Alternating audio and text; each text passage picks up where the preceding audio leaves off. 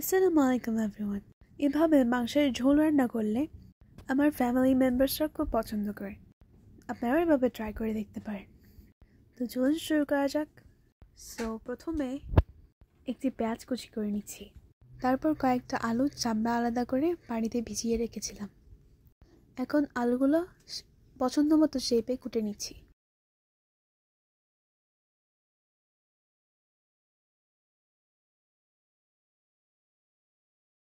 এখন কুটে রাখা পেঁয়াজগুলো একটি বাটিতে নিয়ে নিচ্ছি।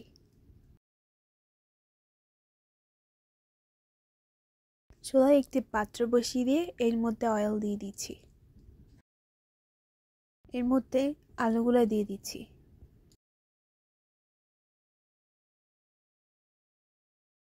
দিয়ে দিচ্ছি হলুদ গুঁড়া, লবণ।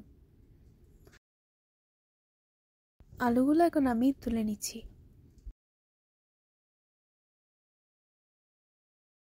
অন্যদিকে আমি কিছু চিকেন ধুয়ে রেখেছিলাম। চুলায় থাকা অয়েলগুলোতে এখন চিকেনগুলো একে একে দিয়ে দিচ্ছি।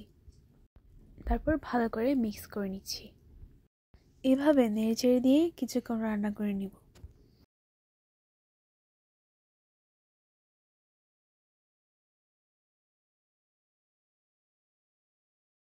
কিছুক্ষণ পর মাংসগুলো সিদ্ধ হয়ে গিয়েছে।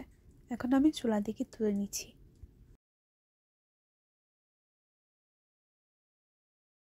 চুলায় থাকা অয়েলগুলোতে আমি দিয়ে দিচ্ছি তেজপাতা, লবঙ্গ, দারুচিনি, এলাচ। উপকরণগুলো ভালো করে নেড়েচেড়ে দিচ্ছি। এখন দিয়ে দিচ্ছি জিরা। কিউব করে কেটে রাখা পেঁয়াজগুলো এর মধ্যে দিয়ে দিচ্ছি।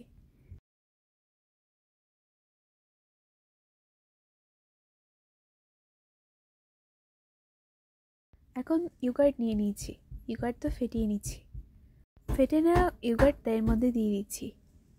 এখন দিয়ে দিচ্ছি রেড চিলি পেস্ট। টক দইয়ের ঘ্রাণটা চলে যাওয়ার জন্য দিয়ে দিচ্ছি টমেটো পেস্ট। দিয়ে দিচ্ছি ধনে মশলা, আদা পেস্ট, রসুন পেস্ট, হলুদ গুঁড়া দিয়ে দিচ্ছি।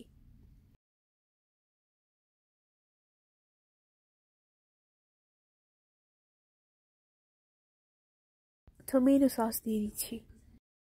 আগে থেকে ভেজে রাখা আলুগুলো এর মধ্যে দিয়ে দিচ্ছি। এবার চিকেনগুলো দিয়ে দেওয়ার পালা।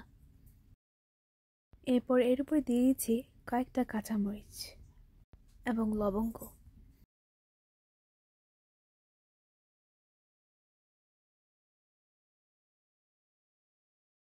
এরপর ঢাকনা দিয়ে ঢেকে মাংসগুলো কয়েক মিনিট রান্না করে নেব। কয়েক মিনিট পর মাংসগুলো নেড়েচেড়ে দিয়ে আবার রান্না করে নেব।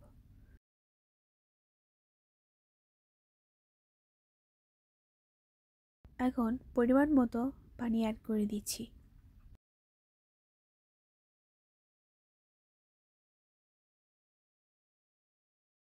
আবার ঢাকনা দিয়ে ঢেকে কয়েক মিনিট রান্না করে নিচ্ছি।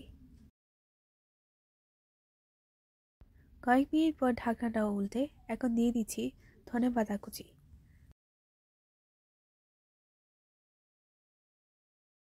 এখন লাস্ট বারের মতো রান্না করে নিচ্ছি। আমার রান্না হয়ে গিয়েছে। এখন একটি বাটিতে সার্ভ করছি।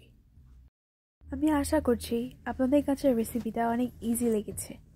বাসায় ট্রাই করে দেখবেন আর আমাকে কমেন্ট সেকশনে জানিয়ে দিতে ভুলবেন না। আজকে এই পর্যন্তই।